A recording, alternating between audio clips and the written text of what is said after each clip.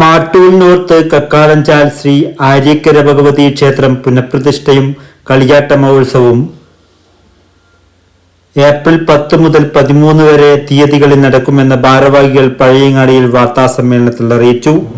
Mattool north കക്കാടഞ്ചാൽ Shri Aryakkara Bhagavathi ക്ഷേത്രം കളിയാട്ട മഹോത്സവത്തിന്റെ ഭാഗമായി ഇവിടെ എത്തിച്ചേർന്ന മുഴുവൻ മാധ്യമ സുഹൃത്തുക്കൾക്കും സ്വാഗതം പറയുകയാണ്.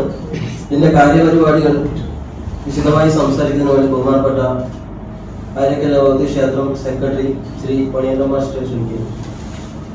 പ്രിയമുള്ള മാധ്യമ സുഹൃത്തുക്കളെ,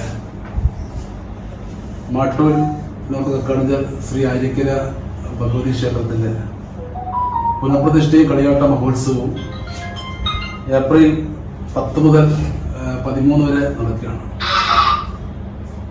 35 വർഷത്തിന് ശേഷമാണ് ഈ ക്ഷേത്രത്തിൽ കളിയാട്ട മഹോത്സവം നടക്കുന്നത്. 2020 ആരംഭിച്ച ക്ഷേത്ര നിർമ്മാണ പ്രവർത്തനം കോവിഡിന് കൊണ്ട് കുറച്ച് നീണ്ടുപോയി. ഇപ്പോഴാണ് അതിൻ്റെ പണി പൂർത്തീകരിക്കാനും പുനഃപ്രതിഷ്ഠ നടത്താനും ഇപ്പോൾ സാധിച്ചിട്ടുണ്ട്. വളരെ വിപുലമായ പരിപാടികളാണ് ഇതിന്റെ ഭാഗമായി നടക്കുന്നത്. നമ്മുടെ ഈ അടുത്ത പ്രദേശത്തൊന്നും 10 തെയ്യം ഇല്ല. നമ്മുടെ നാട്ടിലെ പ്രദേശത്തൊന്നും എവിടെയില്ല. അപ്പൊ 10 തെയ്യമുണ്ട് ഇവിടെ. ഏറ്റവും പ്രധാനപ്പെട്ട ആര്യക്കര ഭഗവതിയുടെ ഇതും അതുപോലെ ഉപദേവതമായി കരിഞ്ചാമണ്ടി ഉൾപ്പെടെ കാവുമ്പായി ഭഗവതി ഉൾപ്പെടെയുള്ള ഉപദേവതമാർ ഉൾപ്പെടെ 10 തെയ്യങ്ങളാണ് ഇവിടെയുള്ളത്. അപ്പൊ ഏപ്രിൽ 10 രാവിലെ 9 മണിക്ക് സുദർശന ഹോമത്തോടെ ആണ് ചടങ്ങ് ആരംഭിക്കുന്നത്. ഇവിടെ ഇത് ക്ഷേത്രം പ്രതിഷ്ഠാ കർമ്മങ്ങൾ നിർവഹിക്കുന്നത് ചന്ദേര ശ്രീ വടക്കേ മഠത്തിൽ കരുണാകര ഗുരുക്കളാണ്. അപ്പൊ അദ്ദേഹത്തെ രാവിലെ 8 മണിക്ക് 10-ാം തീയതി രാവിലെ 8 മണിക്ക് സ്വീകരിച്ചുകൊണ്ട് പരിപാടികൾ ആരംഭിക്കും. 9 മണിക്ക് സുദർശന ഹോമം നടക്കും. പിന്നീട് അന്ന് വൈകിട്ട് 3 മണിക്ക് നിരിച്ചൻ തറവാട് ആര്യക്കര ഭഗവതി ക്ഷേത്ര പരിസരത്ത് നിന്നും കലവറ നടക്കൽ ഘോഷയാത്ര നടക്കും. അന്ന് വൈകിട്ട് 5 മണിക്ക് കരുണാകര ഗുരുക്കളുടെ നേതൃത്വത്തിൽ ആവാഹന പൂജയും അന്ന് രാത്രി 8 മണിക്ക് വാസ്തുപൂജയും വാസ്തുബലി നടക്കും.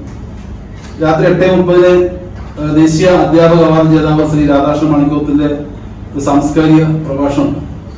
തുടർന്ന് നമ്മുടെ നാട്ടിലെ കലാകാരന്മാർ അവതരിപ്പിക്കുന്ന കലാപരിപാടികളുണ്ട്. 11 രാവിലെ 7 മണിക്ക് ഗണപതി ഹോമം നടക്കും.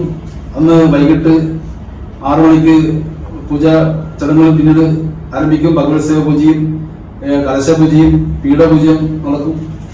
രാത്രി 8:30 ഉത്തരമേഖല കൈകൊട്ടിക്കളി മത്സരം.